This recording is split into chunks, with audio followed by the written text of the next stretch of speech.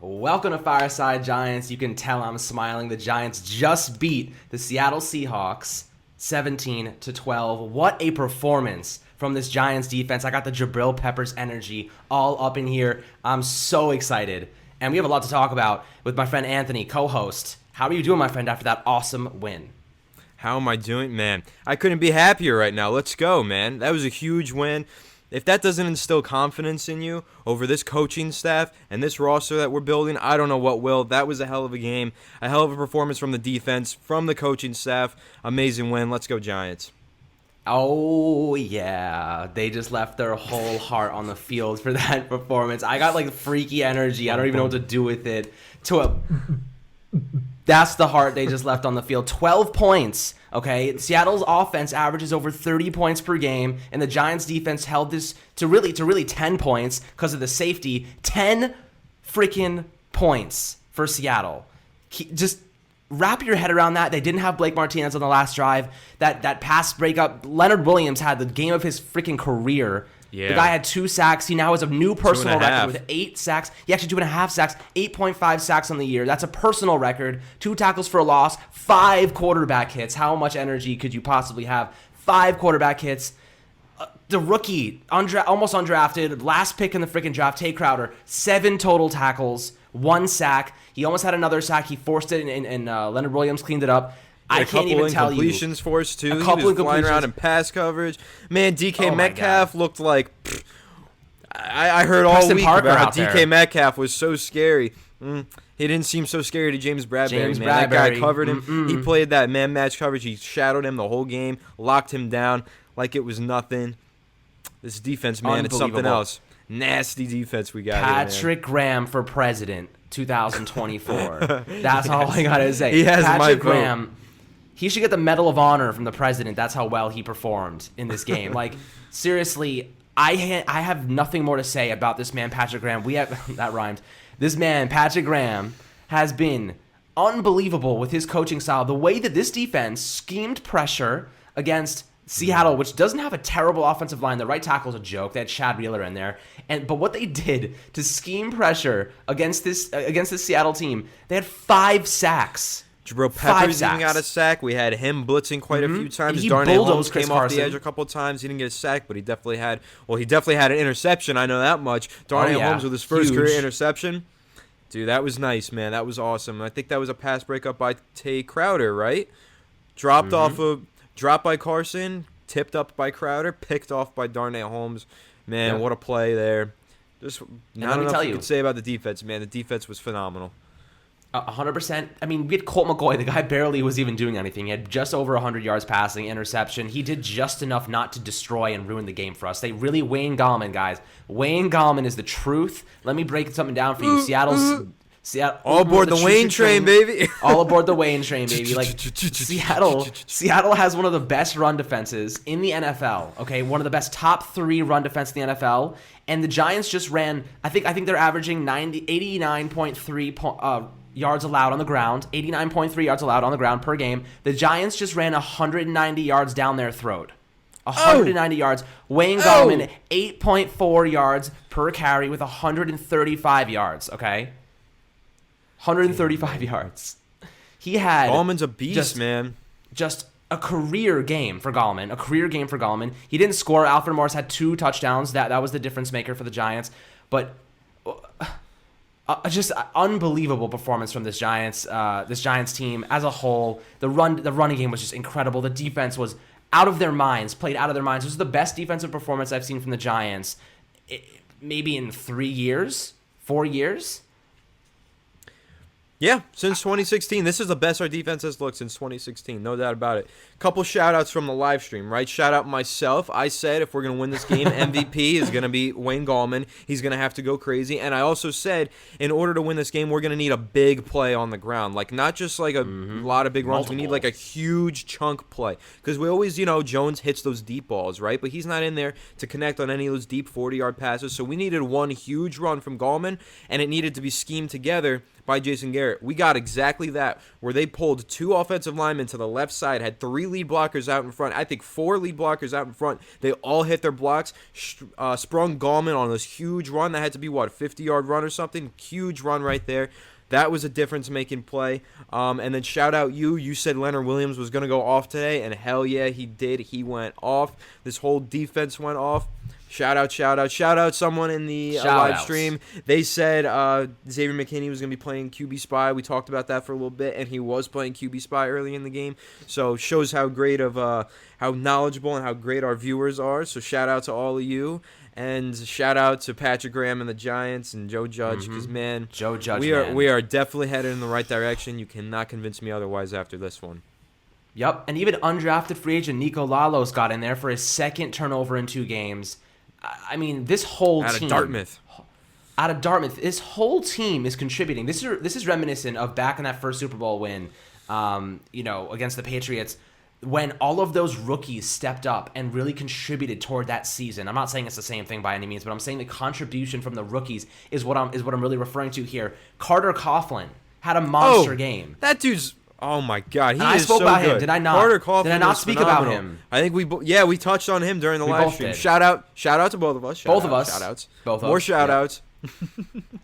Oh man, I've been a big Carter Coughlin fan for a while though. All of our loyal viewers who saw my film breakdown a few months ago, you know how good Carter Coughlin is. He only fell in the draft because he's a little short, which I always thought was ridiculous. Like, yeah, he's a little short, so what, you're going to move him to inside linebacker? Watch the guy play. That dude knows how to get after the quarterback. He is a great pass rusher. He's speedy off the edge. He's got nice bend. Man, phenomenal performance. But, dude, I'm just looking at the stats right now. I'm seeing 2.5 sacks from Leonard Williams. When was the last time we had a player get 2.5 sacks in a game? Like, when was the last time we had a multiple defensive lineman? Yeah, like an interior defensive lineman have a multi-sack performance. I can't remember the last time that happened. That is just... Man, extend that man. Extend him right now. Extend him. Extend him and extend Wayne Gallman tonight. Tonight. Shout out to Dave Gettleman for getting some of these guys that we're finding out now. Shout out Dave Gettleman. Okay, and here's the thing. Shout out to Dave Gettleman for getting guys who just needed to be coached right. Okay? Yeah, that's the big difference. That's a good point. Those players were coached so poorly last year, and we're seeing what it looks like to have a defense. And Logan Ryan said this. Exactly, Jabril Peppers. This defense, and Logan Ryan said it, this is the most complex defense he's ever been a part of with Patrick Graham. And we're seeing why, because these guys are reacting. This zone coverage that they're playing is usually not what Graham is good at, okay? He usually schemes up cover 1 and man coverage across the board. That's what he usually does. He's changed his philosophy entirely this year to fit his players, and it has been just unbelievably impressive. 2 guys I want to shout out for this game, though. Jabal Shared, 4 tackles, a half a sack, a quarterback hit. He was in there all the time. And then Jabril Peppers again. Jabril Peppers, it looks like a different player, okay? The way he is playing defense with his his coverage defense, the way he's stopping the run, the way he's flying around the field making plays, the way he's hitting people is what you want to see. He is a guy that deserves to be in the Pro Bowl if he plays like this every game. This is a guy that you want to extend on defense if he plays like this every game.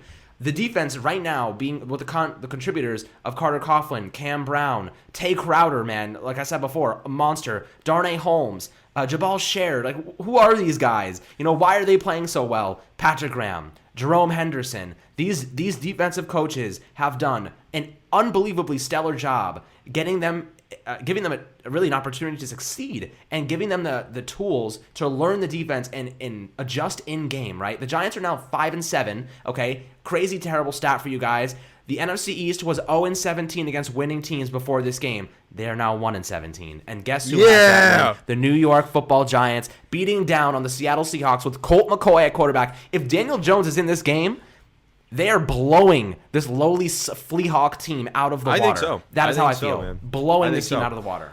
I want to talk about what you said about Patrick Graham, right? Because you mentioned he plays a lot of man coverage, and today they played a lot of zone. And you know what? That just holds true the promises that he made in the offseason, right? Because I recall when we signed, what was his name? Betcher, right? That bum. When he was the defensive coordinator, he was saying he was going to be very complex and multiple in his defense. You never know what he's going to do week to week. You always knew what he was going to do. And every team always tore us to shreds, right? Patrick Graham made the promise that 1 week we might play all zone and we might be a 4-3 defense. The next week we might be a 3-4 playing all man. Next week we might be stuck at a 3-3-5 and you have no idea what we're doing.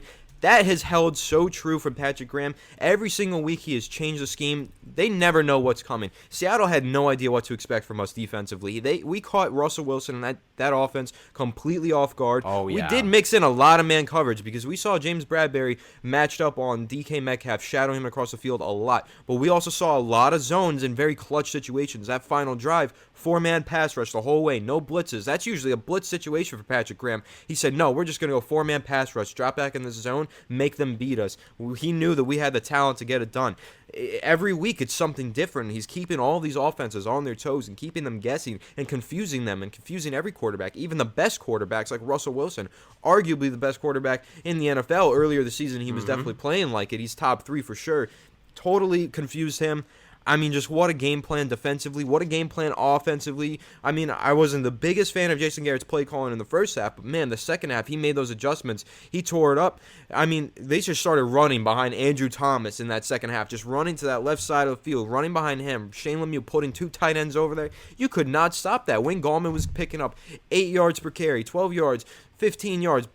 Every play, he was picking up 5 to 10 yards a pop, man. That was just...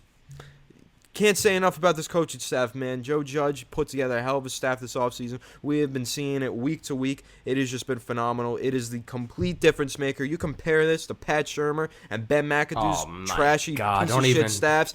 This is where it's at, man. Joe Judge is the guy. And Joe Judge we trust. The leader of the Joe Judge fan club is very happy right now. Very confident right now. Man, I see a bright future ahead for the New York Giants. No doubt about it. Yep.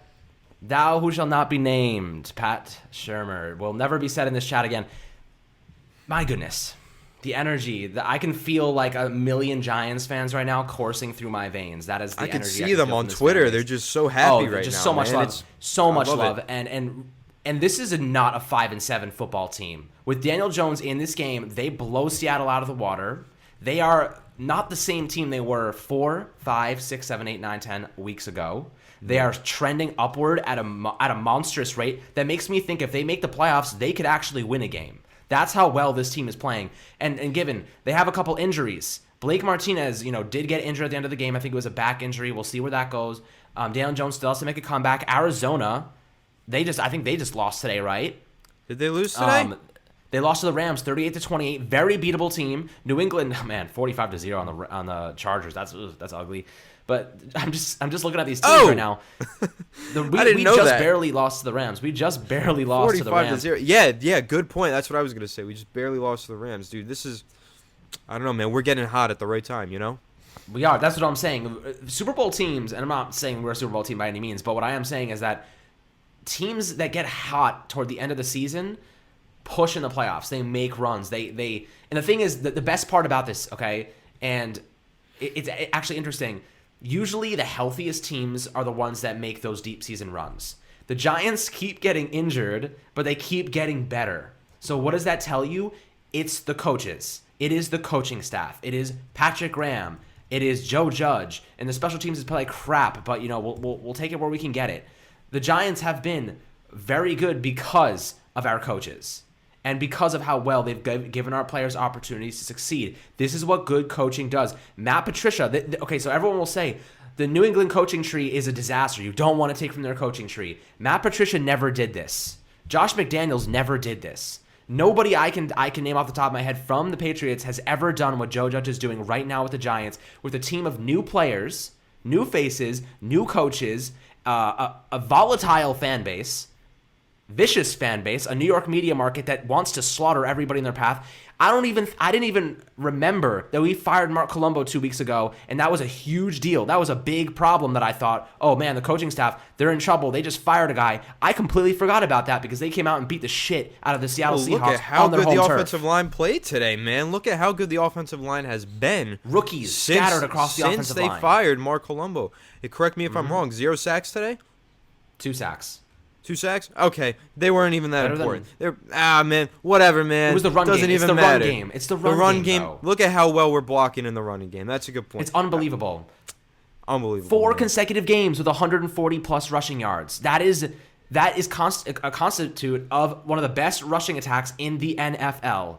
Okay? Oh, those sacks were 5 yards. 2 sacks for 5 yards. That's right, because he was running. It was coverage sacks. Yeah, coverage. 2 sacks for 5 yards. Look at how great this offensive line has been. Can't say enough good things, man. Can't say enough good things about this coaching staff. Joe Judge, I have been such a believer in him since day one. Absolutely in love with the guy, man. Truly. Yep. I mean, what else is there to say? We sacked Seattle 5 times for 47 lost yards. They sacked us twice for 5 lost yards. Psh. I guess you can give some kudos to Colt McCoy there, too, man. Not lose a ton of yards on this. And listen, shout out Colt McCoy. He didn't blow the game, you know. He didn't play terrible. I do want to talk about the Evan Engram drop interception, right? Because that, to me, terrible freaking throw by Colt McCoy. You know, it doesn't really matter. I don't want to focus on it too long. I don't want to be negative because I'm so happy right now. But that throw was here. It should have been low to this side, and it's like an easy completion. But he threw it here, and it was so bang, bang. I don't expect anybody to catch that pass, anybody. But that's fine. It doesn't matter. We won. It was one interception early on. I think Colt McCoy, you know, you could definitely see a talent drop-off from Daniel Jones to Colt McCoy, you know? You could see a clear drop-off in talent, right? Mm-hmm. But he did just enough. He managed this game and played just as well as he needed to get the win. He did it, man. Shout out to Colt McCoy. That was huge. He really put together a very solid performance, helped lead this Giants offense, run the ball, and just get a win. You know, we didn't even win time of possession. We were just the defense, man. That's a big testament to what this defense did. We won the turnover battle. We didn't get more. They had 21 first downs and we had 13. They had 327 yards. We had 290. They had 30 minutes of possession while we had 29. Like, they won those statistics. But our defense just bend but do not break. Every single possession, they bend, they do not break. They are brick wall. They are not allowing anybody to hang a lot of points on them. Absolutely phenomenal football. Look, this Giants team has reinstilled faith, hope in the fan base, and I'll tell you why. Because the occasional win, you know, against an unlikely opponent is nice. But this is different, right? This feels different, and the reason is they are capable of beating teams like this on a weekly basis. I don't consider this a fluke. They came out-schemed one of the best head coaches in the NFL, okay? One of the best head coaches and coaching staffs in the NFL, outplayed them. The coaching staff outplayed them. The defense outplayed their defense by a mile. And Colt McCoy, his entire job was just don't mess this up. Don't turn the ball over. Whatever, throw some balls in the dirt to Sterling Shepard. That's okay. You know, just don't turn it over. That one interception, while, you know, it was a bad throw, it's just a fluke. It happens. You know, those things happen. I just have no words for this team and how far that they've come and how much they've committed themselves to a system and a coach that has never been a head coach in the NFL before. They have bought into this system. They believe in the coaches. They believe in each other. The fan base is rallying behind them. And suddenly they're producing. They're producing for these blue-collar workers. 60 minutes of hard-nosed football. Joe Judge promised us that, right? Joe Judge's promises in his introductory press conference are coming to life, right? And a lot of people doubted him. Those dumb-ass talking heads. How are you going to make them run laps? How are you going to make them run laps? How are you going to treat them this way? How are you going to coach this way as a new head coach? Nobody's going to respect him. Screw off. Okay? Yeah, he's got all the respect in the world from all of the players, all of his coaching staff, all of the fans. He has earned the respect. Everybody. And you know what? They all said, who was that? That clown said they were going to go 2-14. Sorry for your 2-14 season, whatever the hell, right? Emmanuel Acho or something? Yeah, that clown, right? So he said that. You know what, dude? And then everybody said, what's it matter if he wins you over in his introductory press conference? It only matters if he wins games. Well, look, he has won 5 games this year, and he has won a lot of really tough games, and if he's not won them, all of them he's hung into. We almost beat the Bucs. Let's not forget about that. We lost by the Buccaneers by 2 points. We just had a couple bad throws by our quarterback that, you know, ultimately wasn't enough. We didn't put out enough, right? We lost to Dallas on basically a Hail Mary. That's a fluke if I've ever seen one, right? We lost to Philadelphia on a dropped pass in the fourth quarter. Okay.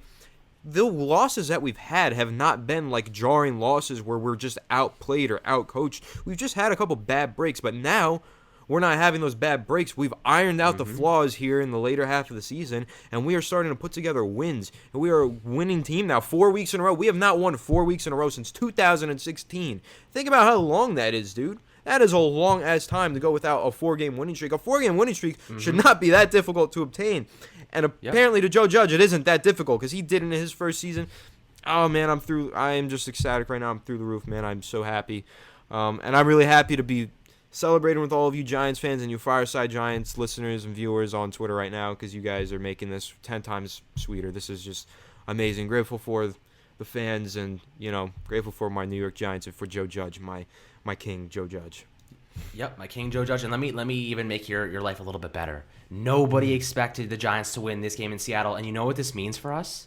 It means that we are really close to a playoff spot. And the reason is the Eagles just lost, right? The Eagles just got pummeled by the Packers. Good. Washington's going to lose to the Steelers today, and then the Ravens are going to wipe the Cowboys on Tuesday night. The Giants are going to have a nice 1.5 game lead in the NFC East race, and they go on to the Cardinals next week, who are a very beatable team, as we've seen, and then they take on the Browns, who are another beatable team, and then cause all you have to do is shut down the Browns' offense, and their defense will give you games. All right, the Browns have a terrible defense. They allowed 35 points today. They just barely squeaked out a win against the Titans. Okay. They are very beatable. With Daniel Jones back, we can run over the Browns defense, and I think our defense is good enough to stop any offense in the NFL. That is clear, because Seattle's averaging over 30 points a game, and our defense just held them to 10 points. Okay? No, I'm discounting the safety. I want to point this out, man. A lot of people think of Arizona as a really good playoff team, right? They're 6-6. The Giants are 5-7. We are one game behind them. This is definitely a winnable game. Here's some of the teams that Arizona's lost to: Detroit, Carolina. Both of those teams, if I'm not wrong, have worse records than us, or at least the same record as us, right? Mm-hmm. I think the Lions are 5-7 as well, right? So same records or worse. They lost to those two teams. They lost to Miami. They lost to Seattle, who we just beat. Mm-hmm. They lost to the Patriots, who we have seen they're not that great. Like, they've beat some teams, right? Okay, they had a great performance this week. They beat Buffalo on a Hail Mary. That's a fluke, right? Yep. Arizona's a winnable game, is all I'm trying to say, dude. Like, they are not absolutely pummeling teams. They put together a lot of great. After you beat Seattle the way that we just did, with the defensive performance without Daniel Jones, without our starting quarterback, that's a huge factor. You can't leave that one out. And here's another thing. Okay, how about this? Go ahead. Seattle is now 8-4, 5-1 at home. Who was that one loss? This is their first loss at home all season. The Giants just marched into Seattle with a rookie head coach and knocked off the Seahawks at home. Mm-hmm. That's pretty goddamn impressive, if you ask me, man. Yep, let me add something else. What they just did to Russell Wilson, and Russell Wilson is 10 times the quarterback that Kyler Murray is, the Giants can do to Kyler Murray. Kyler Murray is a great quarterback, don't get me wrong, but Russell Wilson is a future Hall of Famer. Okay? Of course, of course. Kyler Murray makes those same mistakes. If you confuse him, and the Giants, like we said, have the most complex defense that Logan Ryan has ever been on. He's been on many defenses, including in New England, with some of the best defenses in history. Okay, some of the best defenses in history he's been on. This is the most complex, and they just shut down Russell Wilson. They sacked him 5 times. Okay, they created turnovers. Kyler Murray will make those same mistakes. He will. And the way that they spied on Russell Wilson with Tay Crowder did an unbelievable job today, spying on Russell Wilson, containing him. And all they did was they had Tay Crowder stay back in coverage, and then he would count in his head 1, 2, 3, and then he would bolt right into the pocket toward Russell Wilson. The second he was flushed out of the tackle box, he would attack Russell Wilson and put pressure on him, because he knew if Russell Wilson was out there in the coverage and he wasn't look like he was going to throw it, the coverage must be very solid, right? The coverage behind him must be solid. He would take those shots, and it turned into 2 sacks. 2 massive plays, one of them toward the end, right? One of them toward the end of the game that actually helped the Giants steal this win. What Patrick Graham is doing here is borderline genius, Ivy League genius, okay? And I think that the Cardinals are a very beatable team. And Joe Judge asked about Leonard when Joe Judge was just asked about Leonard Williams. You know what he said? That dude is a man. That dude is a man. Oh, yes, he is. He's a man's man. Yes, he is. A man's man. I mean, they must be over the moon right here. This is the kind of winning that propels you, okay? Propels you towards success. Without a doubt, propels man.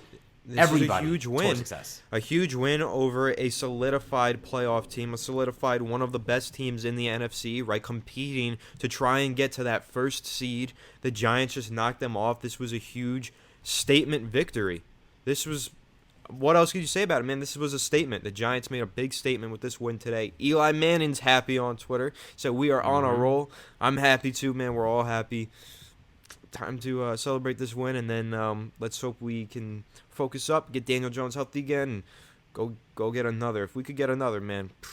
That's a huge. That would be insane. Nonetheless, winning without DJ this week was massive. We appreciate the support as always. The Twitter feeds are blowing up. The fans are calling. They want live streams. They want content. We are here to provide, and we are not going to stop because the Giants are finally winning, and we have waited too long to not enjoy every moment of this. So thank you guys, Fireside Giants squad. We'll catch you on the next one, and I hope you enjoy this passionate Jabril Peppers Energy podcast.